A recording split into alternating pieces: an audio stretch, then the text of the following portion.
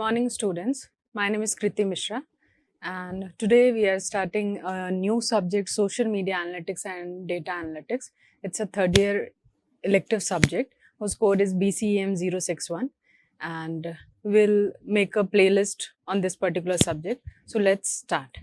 So, what is social media analytics and data analytics? These days, you must be aware of social media. What is social media? Is a platform where we connect with a large number of people so that we can convey our message or we can communicate with each other. And these days, even the children's, students, organization, family, relatives, everybody are connected through the social media analytics. So different landscapes of social media analytics are like Facebook, Twitter, Instagram, etc. So why we are studying this subject?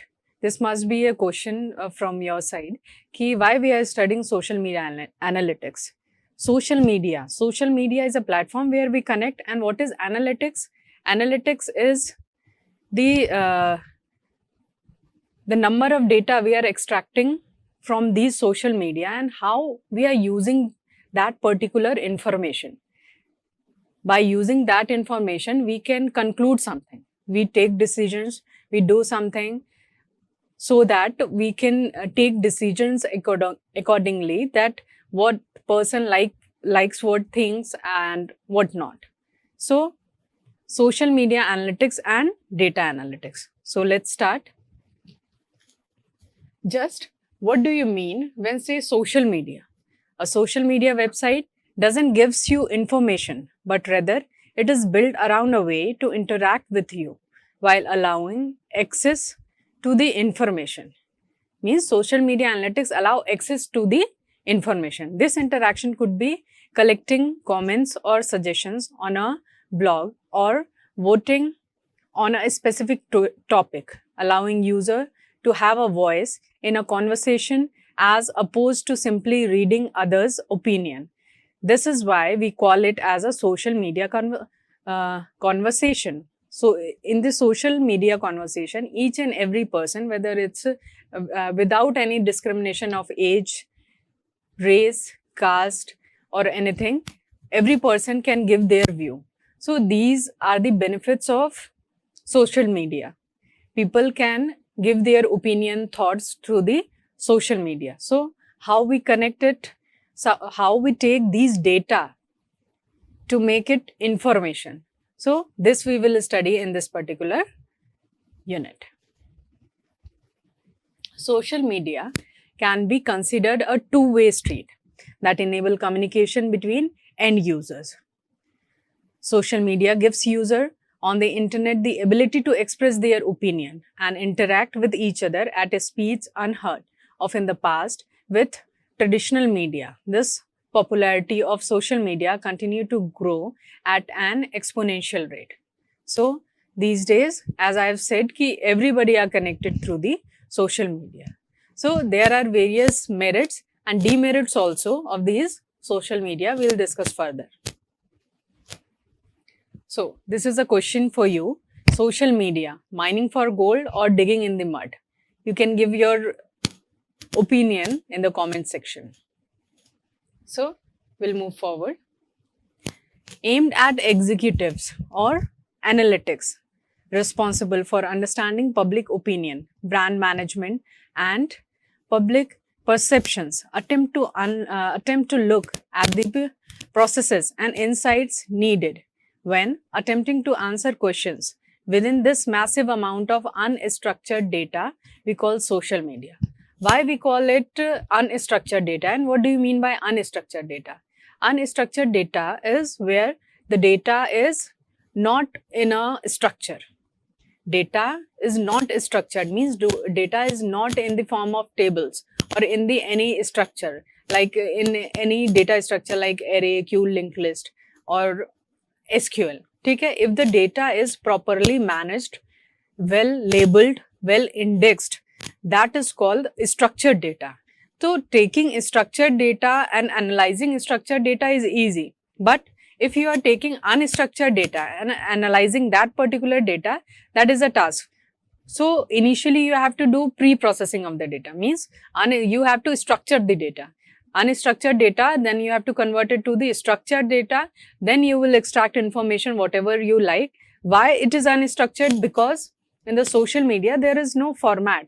In the coding, in each and every section, there is when you type or enter the data, that is in a particular format or particular standard. But in the social media there is no standard. There are various, one more challenge is like emojis. Emojis also convey some information, some emotions, some details about your opinion, but converting those emojis into the computer language and then our language is a task. So that is why we are calling it, various research are going on these topics, but that is why we are calling it unstructured data, because sometimes people write it in a short form, coded language, emojis, and various these type of sarcasm, these type of things are there so that the person can understand in their language. But if a analytics executive is going to decode that particular data, he have to, or he or she have to particularly convert the data unstructured to structured form so that they can analyze and give a respective output so that the companies can use that particular data or generate revenues. Okay, next, when looking to explore that dulls of social media data, we must think and act like detectives. Careful investigations can at a time lead to many revealing insights, and this can be both time consuming and complex. It is work that require a careful methodological effort and not only require patience and perseverance, but at a time also required a creative strike or a spark of insights. Next. This is the syllabus of AKTU. The subject is Social Media Analytics and Data Analytics. BCEM 061 is the code, and this is the unit which we're going to cover, Introduction to Social Media Analytics, in which we'll study social media analytics, their landscape, means where we use social media analytics, their social media analytics and its need, why we need it, what are small organizations, large organizations, application of SMA and different social media platform, type of social network, friends, user-generated content, affiliation, etc. Sociogram and sociometric studies. We'll also study. These topics are somewhat related to psychology, but we'll study these things. What we are doing in the social media analytics, we are actually analyzing people. So we have to little bit in this whole subject, there is a little bit concept of psychology, data science, deep learning. These all are and the data analytics. These all concepts are mixed in this particular subject. We'll also study a little bit about data structure, network, etc. So first unit is almost the introduction. Then graph and matrices, that how we represent data through the graphs, how we analyze the data, how system analyze the data. Matrices, so we'll study adjacent matrices path, connectivity, DFS, BFS, node, etc. Now third unit is network fundamentals. In network structural structure, we'll study network structures, equivalence, homophile, clustering, snowball, etc. And next is social network and modeling, in which we'll study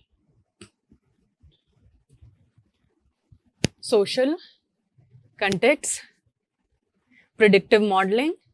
We'll also study about Facebook analytics and Google analytics. Processing, visualizing and social media data analytics is the last unit. That how after extracting all the data, how we are going to visualize data so that executive can use it. So this is the complete unit. First unit is about introduction. Next is graph and matrices, then network fundamentals, social network and modeling, and then processing, visualizing the data. And these all are the in the last unit. We'll also study one concept, that is natural language processing techniques. This is also a good concept. We'll study at last. These all are the books which are suggested for these topics. Now, the question is, why look at these data? Why we are going to looking for these data, why we are taking these social media data for our analysis. So, as I have told you, there is a large amount of data, large amount of people which are connected through the social media, and they are sharing their opinion, so that their opinion matters to us. These opinions are in the unstructured form. But after taking these opinions, we can conclude something. After knowing their choices, their likes, companies can send them advertisement. We can conclude that if a person, for example, if a person likes the advertisement, or a particular like is regarding he or she like a particular singer, he always likes their videos or their advertisements, their whatever their pictures, etc. They likes and subscribe there. Then we can conclude that the particular person like that person, that singer, or that particular thing. So the particular person who is also on the internet will give suggestions of that particular singer or that particular things very frequently. If there is a particular thing the person if you must have seen ki if you like something or you search for something, like you search for a particular policy, then you will get calls from the particular policy bazaar or XYZ, the company who's are suggesting any kind of policies to you. They will get your number and they will call you that you can take this particular policy or that particular policy. So how they are doing this? They are doing this from your data, from your likes, from your subscription, from your comments. They can predict, or they can have idea of what you likes or what you can like. They can predict ki if you like this particular thing, you might like that particular thing also. So there is a deep concept about these things which we will study in this. So the concept is, why look at this data? Social media. Social media is YouTube, Facebook, and these all are the platforms through which the people are connected, in which these data are generated. Now, here is the little bit concept of big data. Almost the big data is itself a subject, but just for example, we are going to study about this, why it is big data. Every second when you are entering even a like, a comment, or any subscription, there is we can say that every day there is a generation of data. Trillions of bytes of data is generated every day. So there is a large amount of data. So how we are going to store that particular data and how we are going to use those data, that is also important. So this whole picture is showing how every time the data is getting bigger and bigger. Next, social media data. The amount of data we produce every day is truly mind-blowing. There is 2.5 quintillion bytes of data, 1000 EB created each day. So you can understand how big that data is and how the managing that data is also a task. So next, over the last 2 years alone, 90% of the data in the world was generated. सिर्फ last 2 years में क्या हुआ है कि 90% of data was generated. Next, big data. Big data is the term for a collection of data sets so large and complex that it becomes difficult to process using on hand database management tools or traditional data processing and applications. Systems, enterprises generate huge amount of data from terabyte to and even petabyte of informations. It is very difficult to manage such huge data. Next, what data do we mean? What data do we mean? Means think of data as a raw material that is transformed into information and ultimately knowledge. Data by itself as a concrete concept can be viewed as the lowest level of abstraction. At the lowest level of abstraction is what? Data. We consider data as a raw material. Okay? Next, unprocessed data refer to a collection of numbers, characters and phrases, snippets of a blog, Twitter and so on. Think of this as observation that are somewhat random and by themselves convey on meaningful information or knowledge. Many pieces of data, when combined together, analyzed and processed, produce that next level of abstraction and information.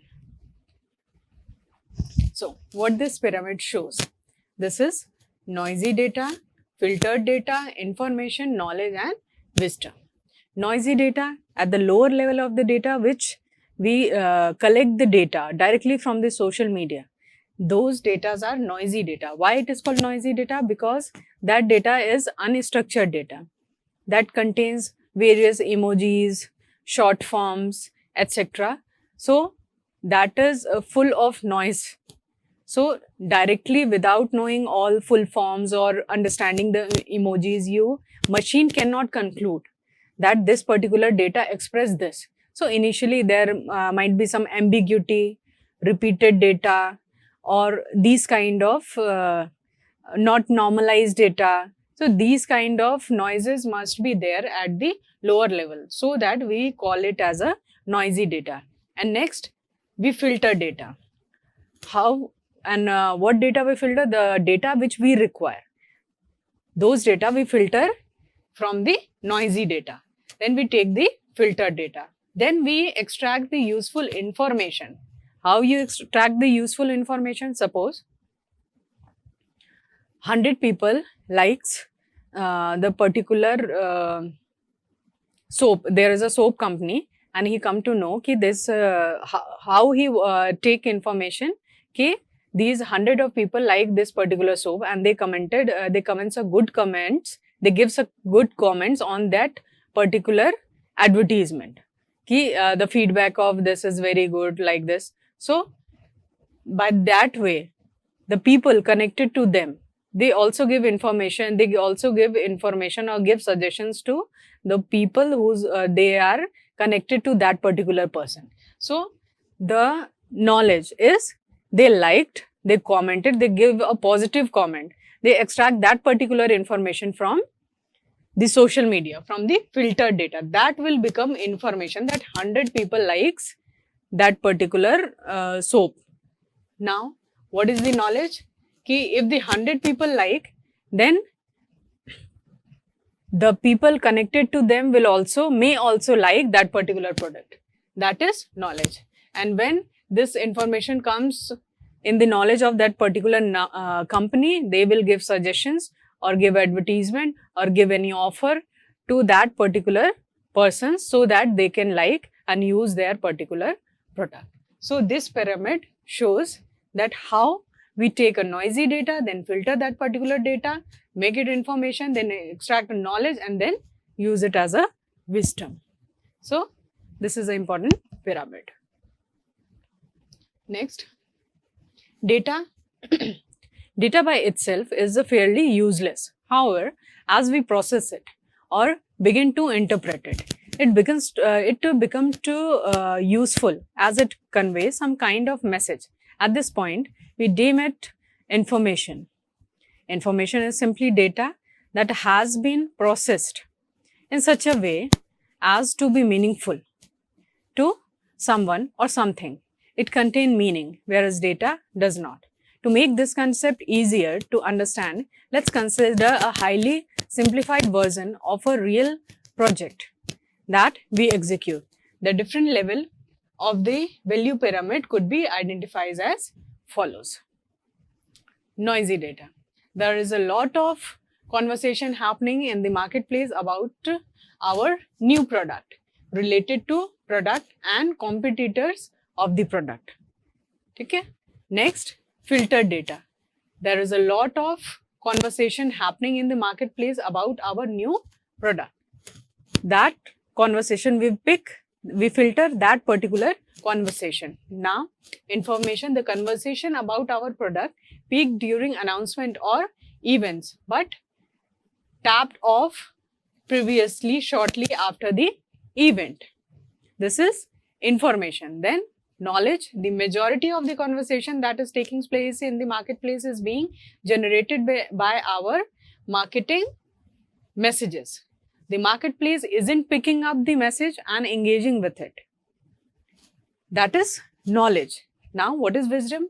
Our marketing campaign for this particular brand of machine is really not working.